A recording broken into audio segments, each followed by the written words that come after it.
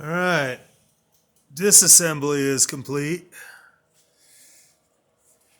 I've pretty much pulled all the steering out of this thing. Going to be replacing the gearbox and the power steering pump. Power steering pump shut down on me coming back from my last trip, so that definitely has to go. Pretty much all my ball joints, bushings, and tie rod ends were shot. Most of my parts have come in. The rest are supposed to arrive today. Pretty much, that is my entire steering system sitting at the back of my truck.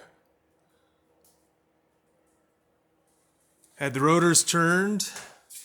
We put new brakes on today, or with this job. Yeah, time for reassembly.